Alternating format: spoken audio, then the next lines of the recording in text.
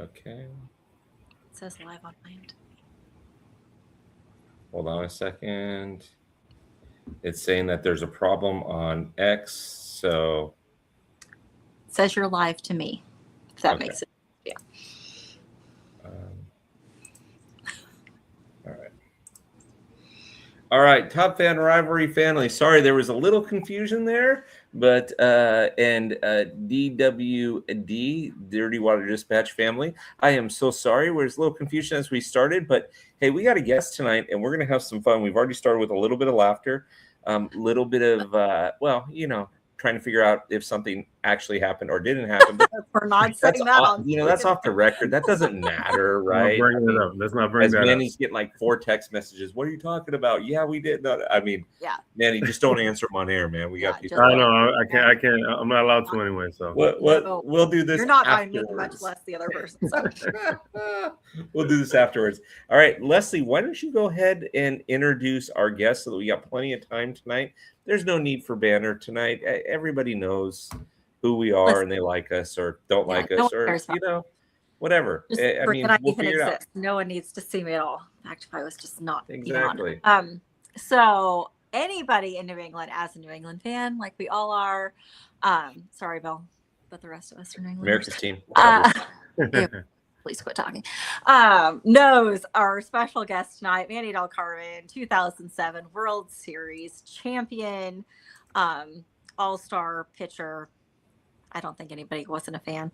That anybody who watched him pitch, second round pick out of Boston, hometown kid. Let's see.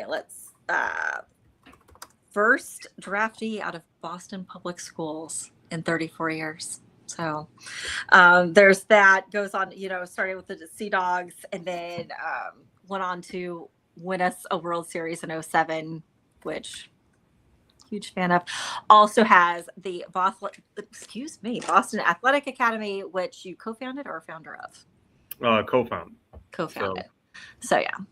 So welcome, Manny. Thank you for joining us. Thank you for having me. Super excited. Happy to be here. Like you said, it's gonna be a fun night. Talk a little bit about baseball. Always talk stories and stuff like that. So super excited to be here, though. Thank you for having me. Manny, you could take full credit, man. You could say you founded it. Don't worry, we won't tell your co-founder. Okay, just be like, well, he's my best friend and partner in crime. So he's okay. All right, never mind. Best friend. Like we. He knows where all the bodies are buried. He can't. we did something very special together. So it's pretty cool.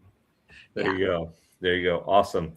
Well, Manny, I'm going to start the questions off tonight. I know that it's kind of a crazy situation. I've known people that have gone into the draft, and it's just kind of nerve-wracking. But what was draft day like for you? I mean, obviously a little different compared to today, but it was pretty cool. I mean, I knew that's what I wanted to do as a kid was to play with the Red Sox one day, and being born and raised in the city. The local boy, I mean, it's, I'm grateful just because, all the stuff that I'm doing today, giving back to our inner city youth, the city of Boston that gave me so much. It's amazing. So we do have a lot of, kids that still look up to me, even though our younger kids are like, who is this guy? Like, have a mural in my facility of like me pitching at Fenway. And they're like, that's you? And I'm like, yeah, back like 20 years ago. But, just to be able to give back. I mean, draft day for me was, very special. I mean, we're a baseball family. My dad played professionally with the Phillies in the 70s. My sister played baseball. My brother played baseball. So we were always a baseball family. So it was, my dad never made it to the big leagues. He was, super happy that I didn't get drafted by the Phillies because he hated them because he didn't make it with them back in the 70s. So, but it was pretty cool. I mean, it was, like you said, 34 years, 40 years, the first kid out of Boston, inner city schools to get drafted and actually make it. I mean, I think another local guy was like a Rich Hill, Tony Fawcett from back in the day. So not too many of us, but it was, definitely an honor for me, like, walking the streets for Boston and, wanted to play with the Red Sox, wanted to get drafted by them, and then actually get that opportunity and actually make it to the big leagues. It wasn't easy, but I got there, and it was really special for me and the family. Love it. I mean, it sounds amazing, and it's like a fan since I was 3, right, of the Red Sox, just a while because I'm old. I can't even imagine Like I can't. To think about something like that happening to even anybody I know is absolutely like overwhelming to even think about, much less happening to someone I know. And so you get drafted by the Red Sox, you get called up, you're at Fenway. What was it like walking into that locker room for the first time and as Well, a for local me, Bostonian finally getting there? I Big mean, for me, look at before Fenway. that, it was like, all my friends, like once you get drafted and you're on the spotlight a little bit, more friends come out of nowhere, right? Of But course. luckily for me, I've always had the same five friends. A lot of them have their kids coming through the academy now, and Jose, my best friend, being my business partner, being one of them. But to get drafted and then you sign that contract and then you actually make it to the big leagues. For me, I had bumps and bruises in my career. I had Tommy John in 2003. Being a prospect for them. So you think your career is over. Getting through that was with family, good coaching, the right staff. I'll never forget Jim Young for the Red Sox was the trainer down there that made me get up in the morning and go run because I did not like to run, and he made sure that I did a lot of running to make sure I came back. But like to get called up, I mean, my debut was in Tampa Bay. I was actually leaving. I was in Pawtucket. Obviously they're not there anymore, but I was in Pawtucket Awesome. ready to go on a long road trip for like I think it was like a 10-day, 12-day road trip, and they put my bags in the bus like and RJ Johnson, which he's no longer with us. He was my manager at the time, and he hated flying. Like we're like, dude, if it's more than like 12 hours, let's take a flight, but he just wanted a bus everywhere. So we're getting on the bus, and my family, my friends are there because they used to support me and go to all the games. And I'm about to get on the bus, and all of a sudden they were like, "Hey, dude, Skip wants to see you." So I got to get off the bus. This is after saying bye to everybody. I go inside, and he's like, "You can't get on that bus right now." And I'm like, "What do you mean?" He goes, "Well, something's happening, and you might be going to the big leagues." And I'm like, "Oh God!" Like, you just get in shock. Like, is this really happening? And sometimes they say you're getting called up, you get to the city, and all of a sudden things change, and then they send you right back to AAA. So it was like, until it was official, I stayed around for like another 5 minutes, and then they gave him the call, and it goes, "Hey, tell him to pack his bag. He's going to the big leagues." And as soon as I stepped out, like to go back, you see the clubhouse guys running to the bus, grabbing my bags back out, and I look over, and my dad's already crying. Like it's like he knew, and my mom's crying, and he. Like I thought I would get more emotional about it, but I was still kind of in shock. My dad was like, "Dude, you're going to the big leagues. Tell me you're going to the big leagues." So everybody was hugging me. It was an unbelievable time for me, for my family, my friends, because everything I celebrated, I was celebrating with my friends and my family. Like, and my buddies told me till today, dude, we lived, going into the clubhouse, celebrating, popping champagne with you because of you. And, but seeing my dad like not making it to the big leagues and me living like his dream through me was pretty cool, so. That sounds amazing. I mean, I could awesome. I get emotional just hearing that. So No, I'm getting goosebumps just talking about it. So it's like, yeah, of course you do. I would have been the guy when the Skip said, "Hey, you can't get on the bus." I would have been the guy like, "I swear I paid those parking tickets. I don't know what you're talking it about." wasn't me. It wasn't me, Yeah, I was a little bit of a hothead back then too. So like, I thought I was in trouble for a little bit, but I can see it in everybody's faces that they were excited about something. So, but it worked out. You're like, "I'm not in the mood, man. This is a long road trip." I know we got 12-day road trip. It's about a 15-hour bus ride. Like, don't mess with me right now. Yeah, So, I can see it. A little bit of a hothead. I can't imagine as a pitcher for the Red Sox. Well, listen, I got that. Pitchers can be hotheads. It's okay. It's okay. Single listen, one. it was through the organization. I wasn't the only one. Okay, and I we did pretty well. To every single pitcher for the Red Sox I know. So it fits profile. Awesome. Okay, so Manny, so you get called up. Okay, you're sitting in the bullpen. You're wearing the jersey. You're probably looking around, going, "I can't believe this is happening to me." Right? Mm-hmm. And then the bullpen phone rings, and you hear your name. Tell me that feeling. Well, and then tell me the feeling also too when you run out there and you face your first batter. Well, for me, like my big league debut was in Tampa Bay. Okay. So pretty much I get off the bus. The next day they fly me to Tampa. And I mean, I hate bringing this up again because I made it like it was a problem and I had to erase my Twitter because I made some comments. Anyways, Delta Airlines, they lost my bags. So when I land in Tampa, I get my personal bag, but my baseball bag is missing. So I didn't have my gloves. I didn't have my spike. I didn't have anything that was mine from my big league debut. So I get to Tampa and they're like, oh, you know, it's on the way. It's on the way. It's on the way. Get to the field. The game's at 7:05. The game starts. I'm using like, I think it was like somebody's spikes. I was using like one of Mike Timlin's like or somebody's extra glove. Like I didn't have any of my stuff. So I'm sitting in the bullpen like uncomfortable, like, you know, throwing long toss before the game. Like I felt uncomfortable. So I remember that day Matt Clement started that game against Tampa Bay. And, you know, so I'm sitting in the bullpen and he was throwing well. And I remember I think it was like in the 5th or 6th inning, Carl Crawford or somebody hit a line drive and it hit him in the head. So knocked him out of the game. So I'm like, oh my God, I'm going in because I'm the rookie. It's early in the game. Sure enough, they brought somebody else in. But as soon as that happened, all that commotion with him getting hit, somebody ran down and said, Manny, your bag just got here. So I ran into the clubhouse, put my sleeves on, my spikes, everything, my glove. And I was just like, oh. So I run back to the bullpen and I felt great. And I ended up pitching that night too. I think I ended up throwing the 7th inning and it was a 1-2-3 scoreless. And I believe the first hitter that I faced was Johnny Gomes. And, Who you know, I were was the other Johnny two? Gomes. That's the question. I want to know the 2 outs. Do you know that? Do you know your first 3 outs? I know my first out was Johnny Gomes, which is I struck him out. Was the first out. I can't remember the next 2 guys though. I remember I think it was a fly ball or a pop up, and then the last guy actually hit a ground ball back at me, and it hit me on my love handle. And I think, to be honest, I think it was AC playing. Was it maybe Alex Cora playing short, or was it? I can't remember. But it was a ground ball to short. It was a ground ball to short off my love handle, and we got the 3rd out. So it was a 1-2-3 inning for my big league debut in Tampa.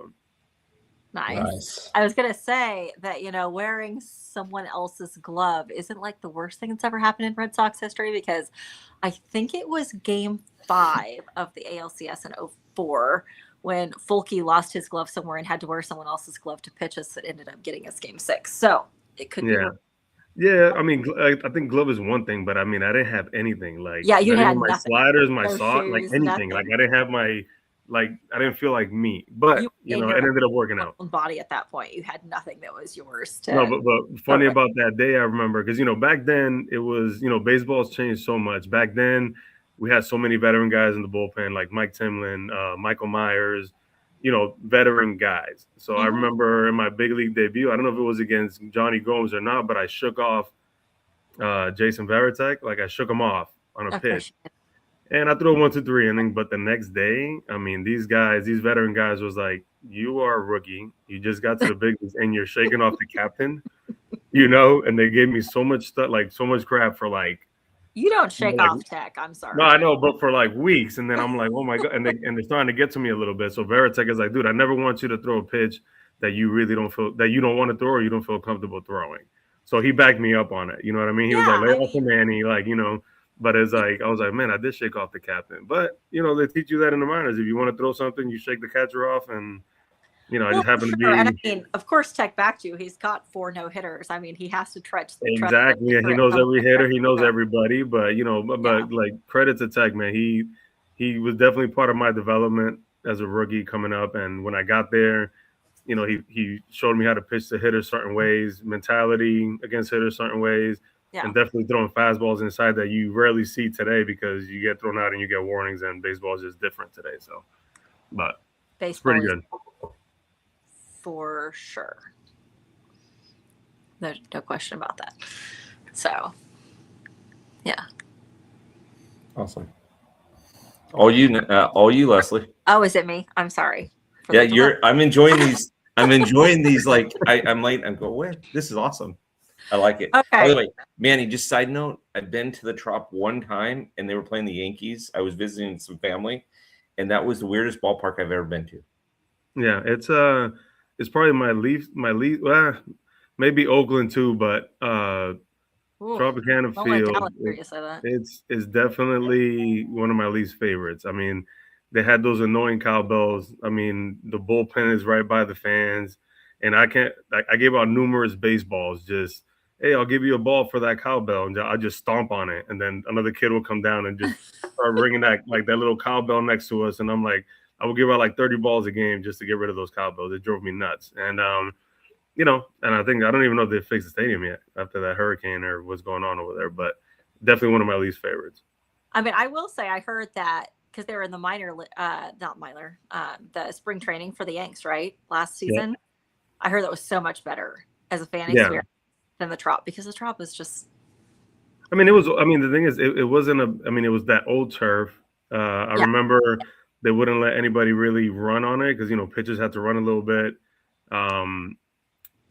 And like it's just that old turf that would just hurt your knees a lot, so they wouldn't even let us run on it. And so I could imagine the guys playing, 3 or 4 game series and stuff like that. And then if you hit the ball too high, it'll hit the ceiling. And they definitely need a new stadium. Hopefully they can figure that out. Oh, for sure. We can only hope. So we know that wasn't your favorite place to play, but who was your favorite team to pitch against? Well, for me, born and raised in Boston, obviously. I think I know the answer, but I'll let him. I didn't like the Yankees growing up as a kid. That rivalry was just in me. But my numbers against them were very good. I love pitching the old Yankee Stadium. It was probably the only stadium in the big leagues that I would come in, and it didn't matter who pitched. Like anybody come out of that bullpen and they booed so loud that my ears would pop, and I loved that. And I would kind of pop them on the mound, and then it was just like, let's get to work. But I was fortunate to throw very well against them, and my numbers and stuff, for the most part against the American League East was good, except for Tampa Bay that we were just talking about. Like I don't know what it was against. They just got me all the time. I feel like that's but other than that, huh? That's just a thing with the Red Sox and the Rays. I mean, that just happened. No, but I mean, it was just like people ask me, like, Manny, who was that one hitter that you just have trouble that you can't, like, who do you guys think it is? Without cheating, like, don't be Googling and looking up stuff. I wouldn't even begin to guess that. Tampa Bay back then, like, I know they were in the bottom of the East, but they gave us and the Yankees trouble, like every single time. Every time. Crawford. That was him. He hit like 800 off me, and it's like, I think he stole 6 bags in one game, and I was number 6. And I was talking about, I was holding the ball. Tech was asking for pitch outs. I threw pitch, and he still stole that 6 bag. And I'll throw changeups in the dirt, and he'll find a way to get a swinging bunt for a single. Like he's one guy that I was like, please get me back to the big leagues. Like once I left Boston, I ended up getting hurt, and I bounced around a little bit and never got back. I was like, I just want to face him just one more time, and I just never got that opportunity. So. He's that player. It's funny that you said that, because he's that player. When I used to watch him, he just looked like a pesky out. I mean, he's not going to get the Hall of Fame, but he's just a pesky weird out to get sometimes. Well, he was a decent outfielder. He had speed. If you put the ball in play, he's like Ichiro. He was almost trying to beat everything out. He caused troubles on the base paths. So, like, for me, it was like he did all that stuff in Tampa Bay, and then obviously he came to Boston, and he wasn't here very long, but he definitely caused damage to, especially like us, the Yankees, like during that era.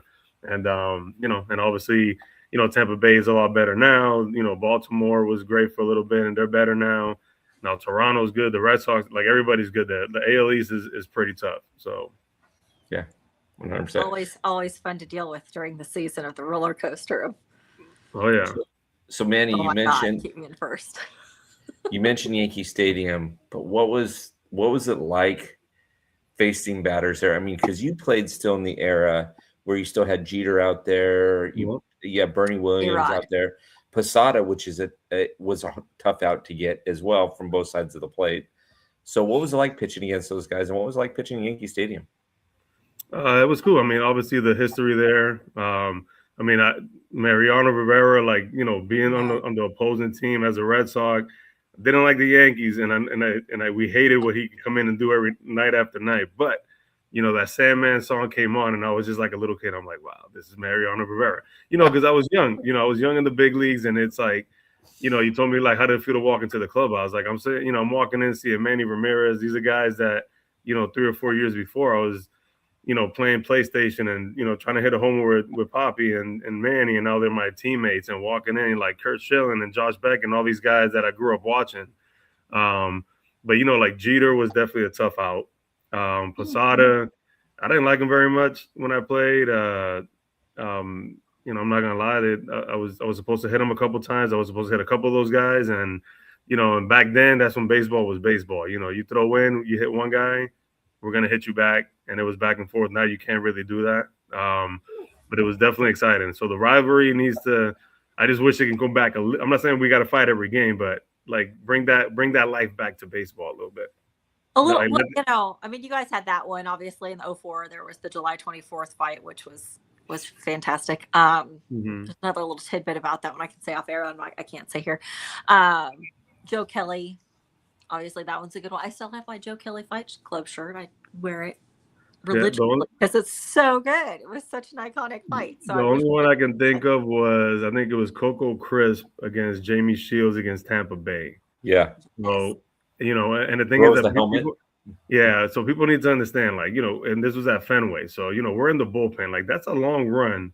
When a fight breaks out and two teams are running, like, to get to the fight, like, I'm out of breath already. Like, it's not going to take much to, like, just push me down to the ground, And, I heard that's a long run, actually. No, but a lot of fights happen, and you see the bullpen come running out, and then we get there late, and it's like, oh, were you in the fight? I'm like, dude, by the time we get there, guys are already getting pulled off each other, like, and then you see the replays, and it's just funny because that fight broke out. I don't know if you guys remember Sean Casey.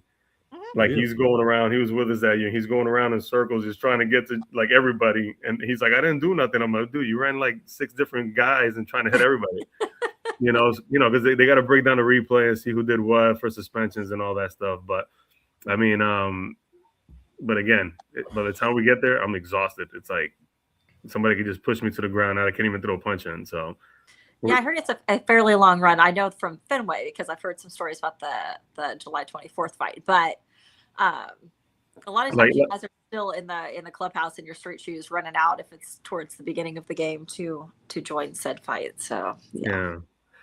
So like Tampa Bay, the benches are right there, or the bullpen's right there. Like even Oakland, like some of them, but most of them, like the bullpen. Like try running out of Baltimore. Like you got to run down a concrete little pathway and the Angel Stadium the same way. Like guys have fallen down like trying to get there. It's like by the time we get there, it's over. So but I say we should just, like, if there's a fight that breaks out, the bullpens just go at each other and just instead of going towards the fight, we just start our own fight. You know what I mean? Like do something just so we can be like make the Sports Center or something. You know what I mean? Either that or bring back the bullpen cars. Hey, everybody pile in the bullpen car. Let's go. Yeah, that'd be awesome. I'm down for that too. So. Well, you're old now. You're not going to run there. Oh my gosh! Yeah, those days were epic. I remember that Coco Crisp fight because I was actually watching that game, and I mean, Coco gave up about 50 pounds to James Shields. Coco was a big dude. Yeah, but the thing is, Coco was he used to do some boxing like in the off season and stuff like that. And I just remember, like, I think it was a couple games or 2 starts before that he threw at Coco, and I think Coco just said, dude, because if he comes anywhere near me, I think I'm just gonna go after him. And we're like, yeah, because guys say that and never really do it, and then it happened, and we're like, oh man, it did happen. So it was pretty cool, and I think I saw some video. I remember because Johnny Gomes was with them at the time. So so the pile, you see the video, Johnny Gomes is just swinging, like trying to hit Coco Crisp, but he's underneath Navarro, the catcher for Tampa Bay. So he's just hitting Navarro in the back, thinking that he's hitting Coco, but he really wasn't. It was funny. So. Johnny Gomes, funny enough, I mean, I thought he was such a good clubhouse guy when he finally joined the Sox in 13. Mm-hmm. So. And then he was a great clubhouse guy even for the Royals, even though he didn't even play in the World Series. He was just such good morale for them on the team. Well, some guys just have that, right? And the thing is, like, the year they won, what was it, 13? Yeah, 13. With, like, Shane Victorino and Johnny Gomes and all those guys, like, Middlebrooks and all those guys. They didn't have great years like during the season, but when it mattered the most, like Johnny Gomes went off, Victorino went off in the playoffs, and that's why they won. You know, like it's not always the big name guys; it's the little guys sometimes that come out of nowhere, and that was literally Johnny Gomes and Shane Victorino, which is crazy. Yeah, it's like Kike Hernandez. Yep. Yeah, and I No, back with the Dodgers, back with the Dodgers again, you know, but it's okay. It's okay. Whatever. I'm watching it, like I just saw the replay on YouTube, and I see you guys running in. Yeah, by the time you're there, it's like already too late. Like, you know. I mean, what number was Sean Casey wearing? Was he 25?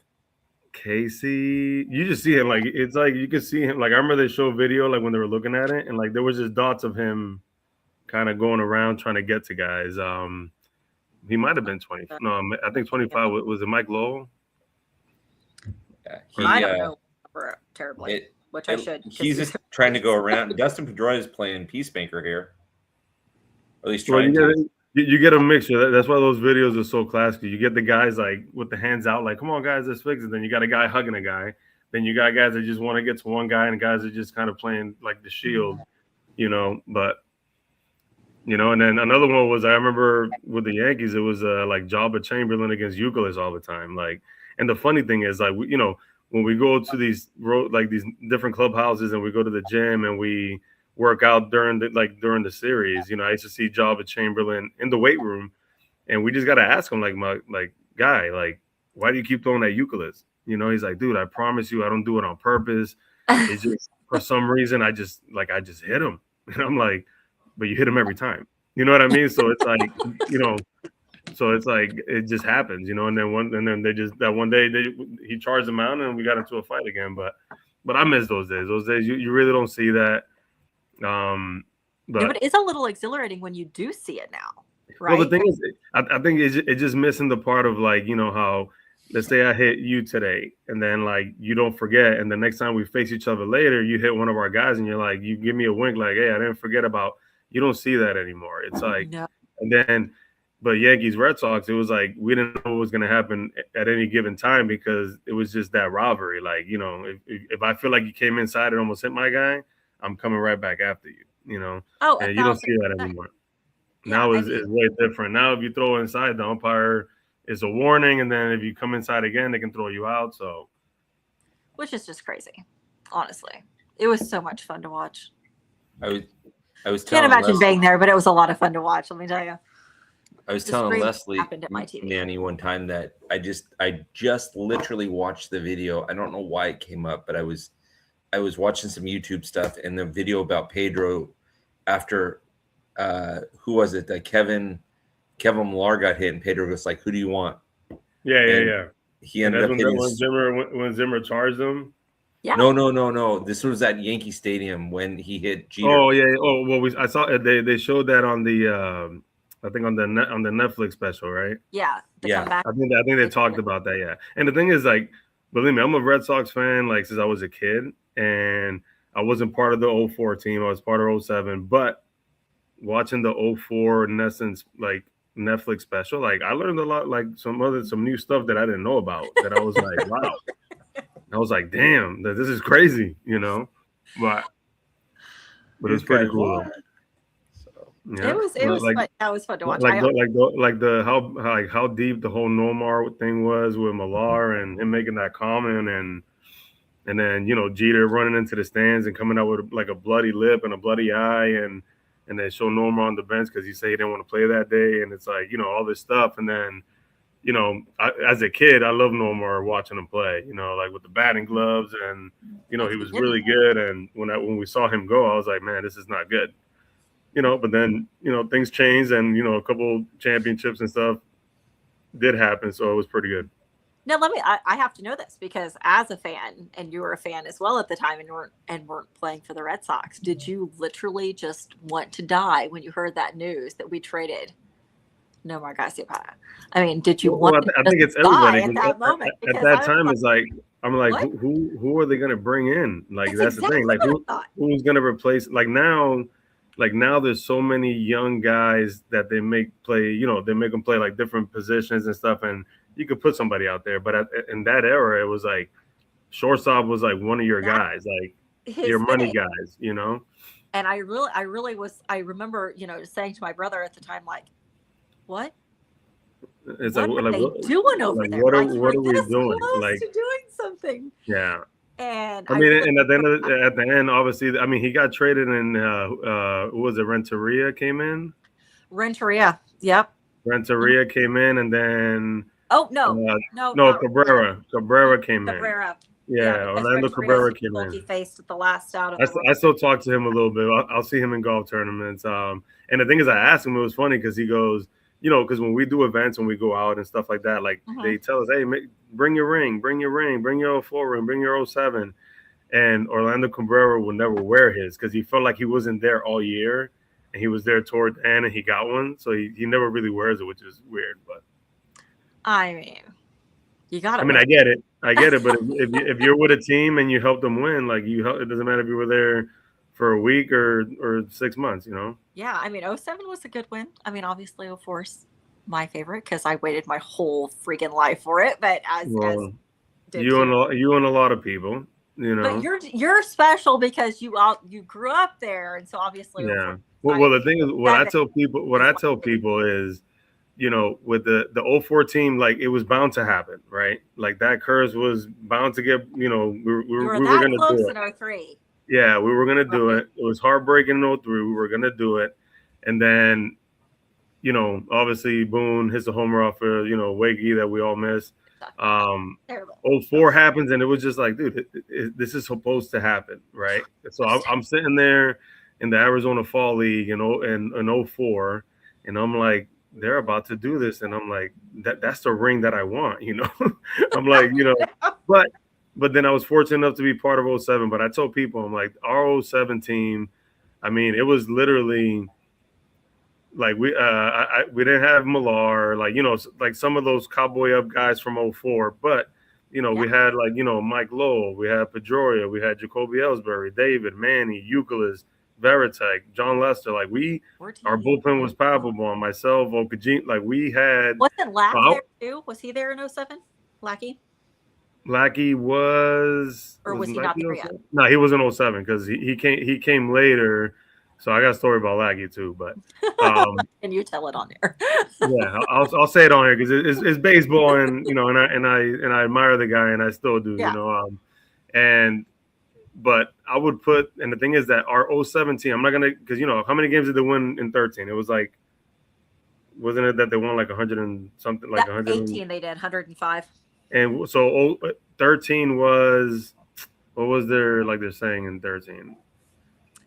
I forgot what it was, but 07 kind of got lost. Beard was 13 because they all grew the beards. But 07 like got lost in the shuffle of 04 breaking the curse and something. But that 07 team, like I would compare them to any team if we can put them to, let's just say, to play each other with the same people. I would compare 07 to 18 actually.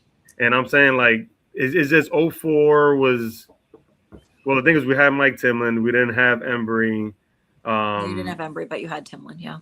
Yeah, so we had power guys like they did in 04, but we just got caught in the middle. So they don't talk about 07 a lot, which is okay, because 04 was a curse, and then 18 they won like 105 games and all this stuff. The other one was like marathon. I mean, I get that, but I would talent-wise, I would say 07 and 18 were the biggest talents. But 07 we got a young Pedroia, a young Ellsbury, like a young everybody. Like it was, like David and Beckett and. So Lackey, I remember because we beat the Angels in the first round in 07. Yes. And I think all my hit by pitch, like the guys that I hit the most and whoever I hit was against the Angels all the time. And in the playoffs in 07, Vladimir Guerrero, you see his son, you see what Vladimir, the dad did for his career. I mean, this guy will come up even in April with no batting gloves on, and it's like 20 degrees out. I'm like, who hits with no batting gloves? I'm like, this guy's just an animal, right? So we're in the playoffs, and our MO against him was you go fastball in, fastball away. Like scare him in, go fastball away. And in the playoffs, I hit him about like 97 in the shoulder. and he looked at me, and I went to go say sorry, and I can't say what he said to me in Spanish, but it wasn't good. And so I kind of waved him off like, okay, whatever. And I knocked him off for 2 games. So then later on, we end up getting John Lackey. I don't know if it was the year after or '09. So he comes over, and we're hanging out, having a couple beers one night, and it's a bunch of us at a bar. And Lackey looks at me, he goes, dude, can I ask you a simple question? Like, why'd you always hit my guys against Anaheim? And I'm like, dude, I wasn't trying to hit anybody. It just happened to be you guys and the same guys every single time. And he's like, you serious? Because none of my guys liked you, man. Like, they just thought you were coming in to hit everybody. And I'm like, no, it just I wasn't trying to get guys on base in the playoffs. I can tell you that, you know.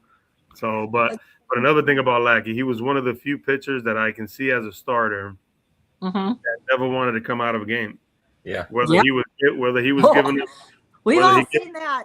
Whether he gives them 10 runs or not, he's not looking into the dugout. He's not looking into the bullpen. They come try to take him out. He's like, no, let me finish the inning at least. You know, I'm not gonna name other guys that used to be like looking, like praying for them to get him taken out of the game. But Lackey, I used to call him a bulldog. So he's definitely one of my favorites. Yeah. So I got a great story for you, 30-second story if you want to hear about John Lackey. Mm-hmm. So everybody on here knows that there's the game and then there's the game inside the game, right, Manny? Like what you're talking about. Some of that stuff's the game inside the game. I live right by Anaheim Stadium. I live 10 minutes away from Anaheim Stadium. We go to Anaheim Stadium one day, and John Lackey's pitching, and Cal Ripken Jr. is retiring. And so it's his first at-bat. It's the first game of that series. Cal Ripken comes up, and John Lackey steps off the mound. This is before the pitch clock, obviously. And everybody's cheering, Cal Ripken Jr., right, for everything that he's done. And John Lackey steps off the mound and steps off the rubber. And then this goes on for, 30, 45 seconds. And Cal Ripken's waving him like, let's go, let's go, let's go. And he goes to get on the rubber, and the crowd gets even louder. So John steps off again. Yeah. And at this point, Cal is like, he's embarrassed, right? But, John understands what's happening. I kid you not, man. You can look it up if you can find it on YouTube. I kid you not. Very first pitch, John Lackey throws him a fastball, and he catches too much of the plate, and Cal deposits it in the bullpen in left center. Really? Oh my! Damn. John, you see the look on John Lackey. I would have been pissed. I'm like, man, you really gonna try to take me deep after I'm trying to let you get your 5 minutes of the fans screaming for you? Yeah, exactly. That's exactly what I thought. I'm thinking, I bet you John was not happy that he let that happen. Yeah. So, wow. But that's a cool story, though. I gotta look that up. That's pretty cool. Yeah, just a fastball caught too much to the plate. When you watch it on TV, it wasn't like he was throwing him something where you could take it out of the yard. It just, he was trying to go inside, and it just caught a little bit too much of the plate. And Cal made him pay for it. After stepping off twice, that's awesome. So I gotta look that up. Good time. Yeah. So we talked about 07, right? Leslie, did you want to ask anything about 07 before we go to side B? I'm interested to see what Manny says about side B. Well, I mean, I want to know all about 07 actually, but a lot happened in 07, but most of it I can't. In the game stuff I can't really say. Let's ask this. Okay, in 07 specifically, let's talk playoffs. Who was the team that you had the most fun pitching against in the playoffs? Yeah, if it's not the Yankees. Well, 07, I mean, for us, I mean, if you guys remember 07, we were down 3-1 to Cleveland, which, I remember I came into a game after, I don't know, I think it was Wakefield, and I ended up giving a home run. I gave up a home run to Johnny Peralta. Mm-hmm. Yeah, and I had the whole bullpen had a great season that year. And then obviously playoffs, you can't make a mistake. I thought it was a good pitch. If we went back and looked at it, I think it was a great pitch. He was just a great hitter, But after that, I felt like, I didn't see another game until like the World Series. But anyways, we're down 3-1 after that game, and obviously we come back and we bring it back to Boston. And I don't know if you guys remember Ryan Gargle, the first baseman for the Indians. Yeah. He made a comment like, "Hey, it doesn't matter, where we play. The champagne's going to taste the same," is what he said. So when we got to Boston, I'm pretty sure, so I don't know who did it, but I could probably find it somewhere. And in my garage somewhere in my Red Sox stuff. They put that quote in our lockers, and then Ryan Garco's name on the bottom. And obviously, what happened, so we're screaming at the camera, like, hey, Garco, it tastes wonderful, man, like just throwing it back at him. But that comment, just sparked us a little bit. We were able to, make it 3-3 and come back to Boston. And again, like it was exciting times, man. Like you got 162 games. We started in the off season, spring training. One goal is to get to October, and we did that. And to win collectively as a unit is pretty cool. That's, the champagne quote's a lot like Cashman's quote in 18, right? That do damage. We always do damage against them. And then that was kind of the thing, like do damage. Yeah. We're going to take that and run with it. And that's going to be our theme the entire playoffs. And that's what we're going to do. So, yeah. I mean, for us, it was just like, this guy just really does he not know about the baseball gods? Like, that's something that you don't say that out loud. You don't say that ever. Like, hey, the champagne's going to taste the same. Like, No, you don't do that. Like, all right. So, I mean, everybody was screaming at him and the cameras in the clubhouse, like popping, bottles and stuff. And, but again, like I said, it's, I'm looking around my basement right now and I'm looking at a lot of these pictures that we're talking about. And it's pretty cool, man. Always good. Always good. Okay, funny. Bill, go for it.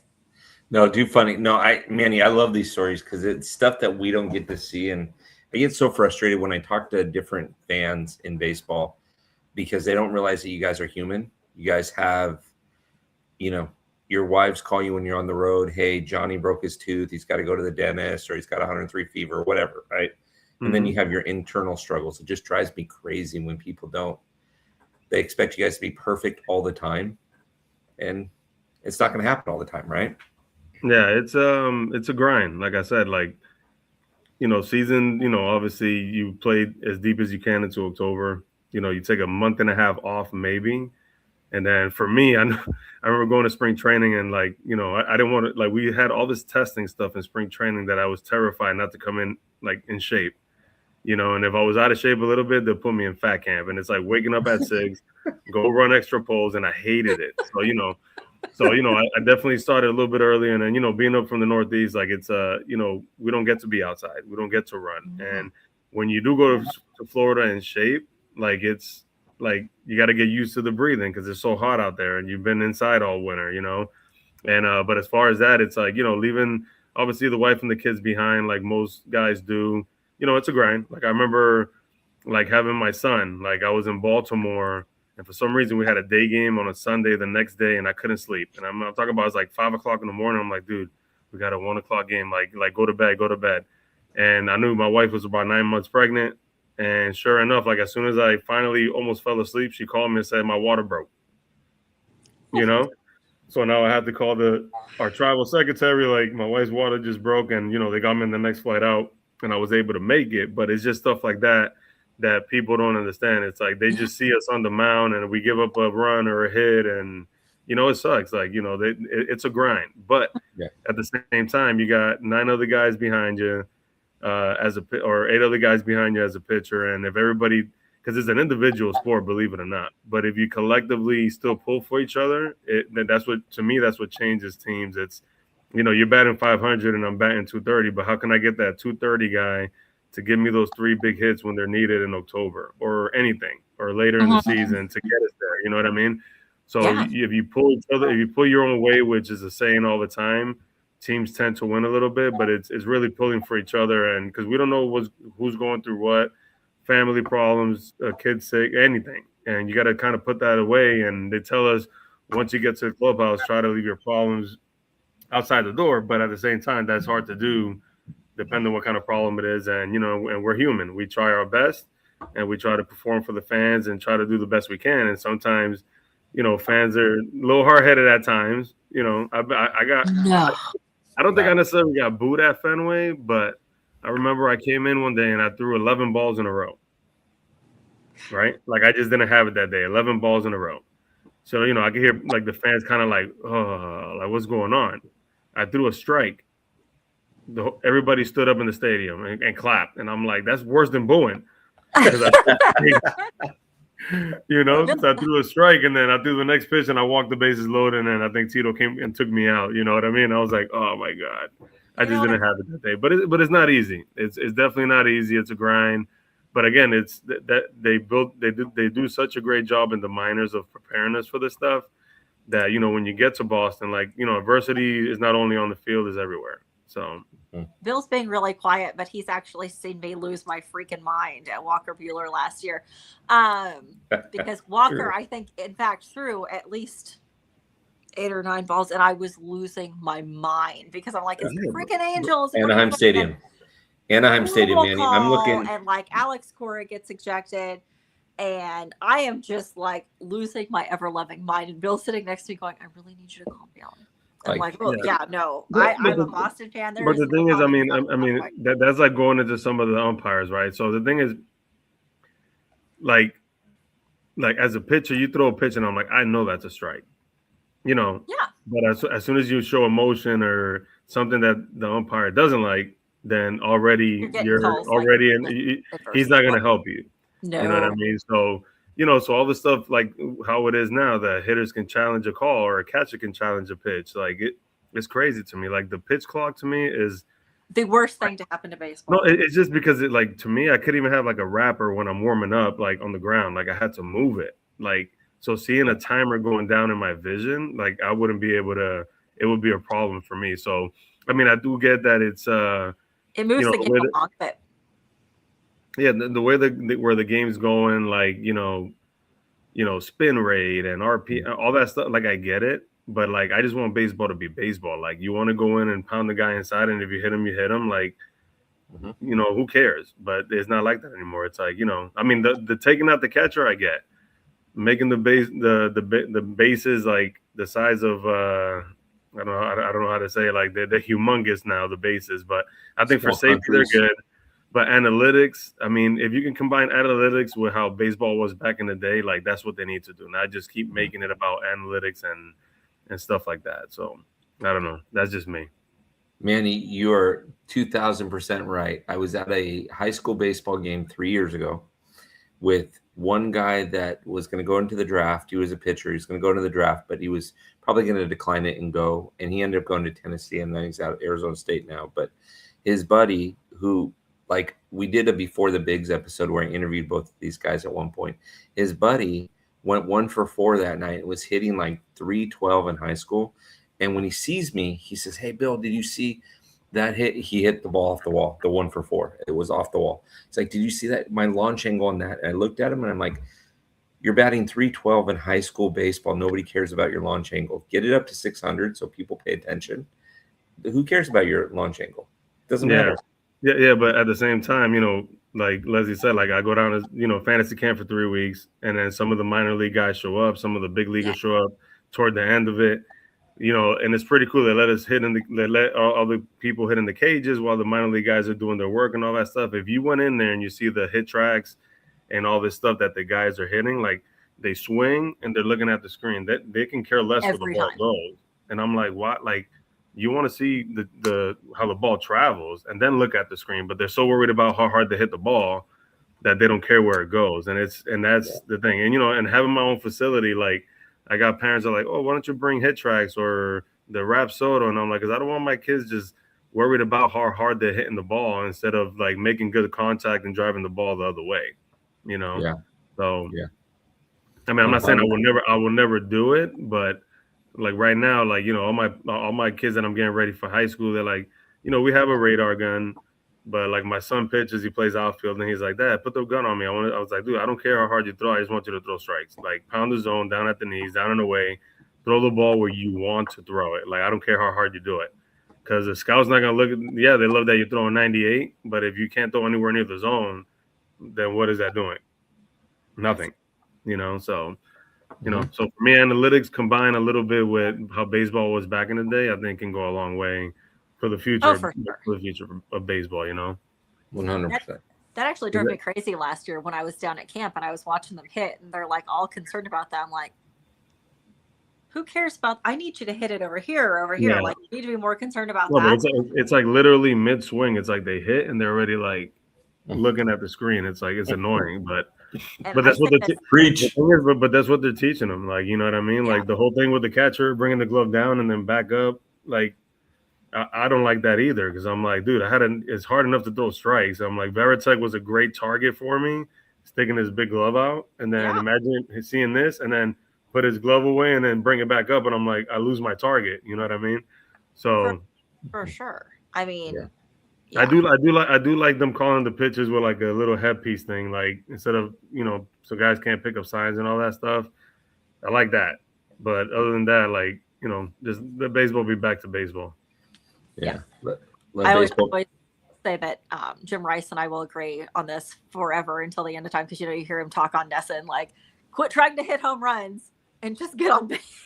you're Pretty much. gonna be fine. That's the thing. Get on base, like like obviously David's in the Hall of Fame, but you know how much his average would have been higher if he can drop a bunt down the line. Yeah, They play the shift on him all the time. Like he's in the Hall of Fame. Don't get me wrong, but he could have been like the 400 hitter. Who knows?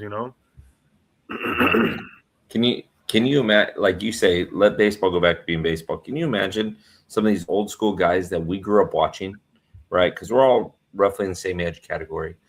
Grew up watching, the Nolan Ryans, the like in with you in Boston, some of the guys like Roger Clemens back in the early '80s or mid '80s, a pitching coach walking out and going, Nolan, it looks like you're at 97 pitches, and we're going to pull you out in 3 pitches. Yeah. Make this count. I mean, Yeah. if I'm the pitching coach, I'm ducking at that that's point. the thing. Like now it's like, all these, it's all about money. It's all about keeping players healthy, right? So now they don't want them to go through, 3 times through the lineup and all this stuff. Like back then, it was just like, dude, if I'm cruising, I'm going 9 innings until I can't, Yeah. But at the same time, it's like now they're more careful about their players, the health, and all that, and all the money that's invested in all these players. So it's like you want them to throw 200 innings and actually get you into October, or you want them to throw 140 and take them out so they don't go through through that lineup. You know what I mean? And I get it. Like it's a business. It's about money and longevity, and and making sure your team is like set for a future. You know what I mean? Like a franchise type, but at the end of the day, I keep saying, like, go back to regular baseball where like guys like Lackey, John Lester, that they didn't want to come out of a game. It's like, dude, I want to get into the 7th and then give the ball to me and Ogie and then have Pap come in and shut the door. Like, you know what I mean? Now it's like, now you see the importance of middle relievers. Like they gotta throw 2 2/3 and 3 innings and then bridge it to the closer. So I mean, some guys do it. Like, Crochet will go out there and probably throw 8 innings if he can, not early in the season because they want to make sure he's good for later in the season. But not too many guys can do it because the teams don't allow them to do it. Yeah, not anymore. Not anymore for sure. Yeah, for sure. Absolutely. Well, we've got a few minutes, Leslie. Is there anything else we want to ask Manny? We can forego. Actually, we can forego side B if you want, and just ask a few more questions. I have to ask this question because I got texted this because all the fantasy guys know I'm interviewing you today. Well, I don't know about this question. I don't know. You keep smiling. It's PG. Because the guys. But Psycho Dave would like to ask you about Psycho Dave. Yeah. Would like to ask you about being the Grim Reaper for karaoke night and how that started. Well, it started because of them, because their karaoke skills are not very good, and but a handful. I feel like there's a handful. I have a video of Cam that we can, next time you guys have me on your show, I'm gonna text it to you so we can play it.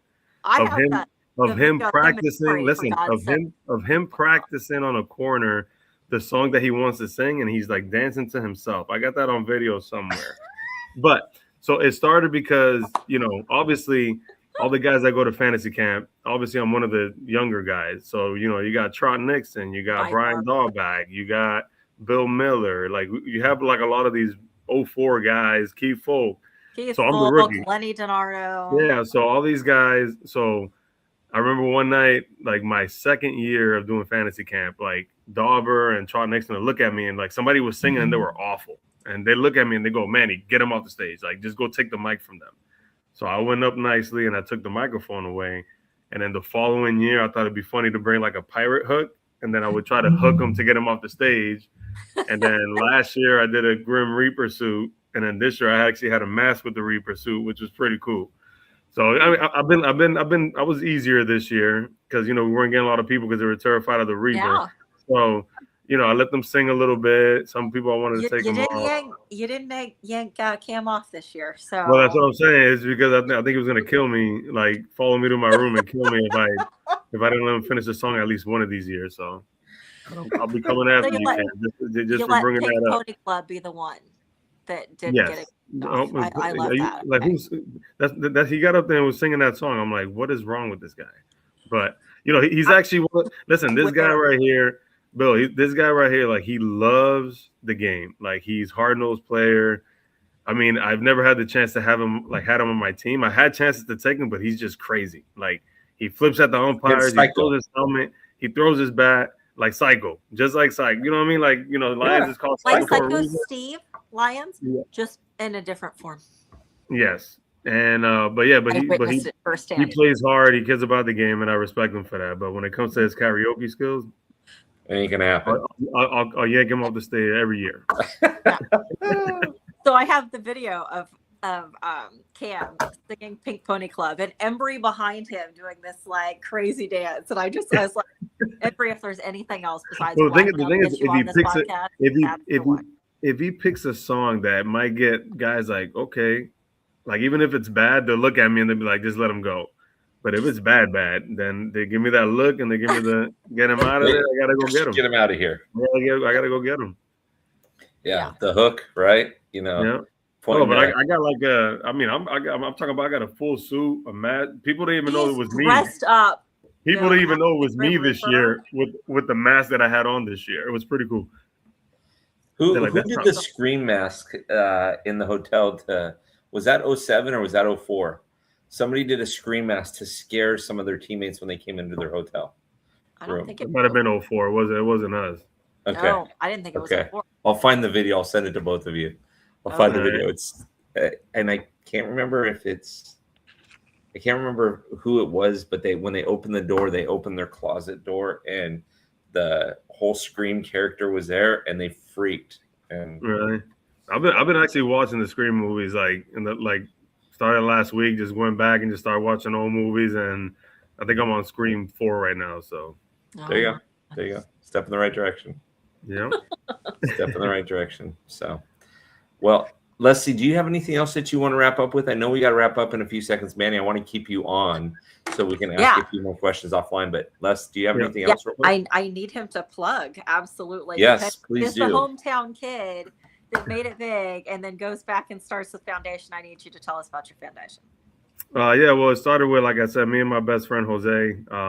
He was my catcher in high school, but we are the Boston Athletic Academy. We are a nonprofit 501c3 public charity. Our mission statement is to give back to the city of Boston, our inner city youth, help kids. Our motto is keep them off the streets, in the classroom, and on the field. We partnered up with the Boston Marathon, New Balance, the Red Sox, the mayor's office. Like, they're very supportive. Like, we do a lot. So it's just, I'm not going to save every kid in Boston, but I'm going to try my best to help them academically, get their grades up, and get them to the schools that make sense for them. And we're doing a great job. We're growing. We're looking for new property. And that's the Boston Athletic Academy. You can find us at baboston.org. We're the BA Hammerheads. Our baseball teams are doing great. We're kicking butt. And our season starts at the end of the month, leading into April. And we're super excited about the program. And like I said, the parents have been great. And we're just growing. So baboston.org, go check us out and see what we're about. Nice. Got to do it. You got to do that. Manny, I may have some questions for you about that too. So we'll have to talk. I'll work through Leslie to get that information, but I may have some questions. We may be able to help you out a little bit. Sounds good. Cool. Well, Leslie, have we had fun tonight? So much fun, but Manny's a blast. We knew that already. Exactly. We can't. I mean, Manny, you got to come back. Sat at the same table with me and Danny Tiani and Timlin actually watching the Natty football game, and he survived by swearing. So Mad props to him. But yeah, no, Manny's the best. So thanks so much. Again, you guys ever want me to come back on and other stuff comes up, let me know, and I'll be happy to. You guys have been awesome. Love to have you back on, Manny. Thank you so much for the time. Stick around for a second. We may have a couple more questions for you. But cool. All right, everybody. Enjoy. We'll see you back next Wednesday. Bye.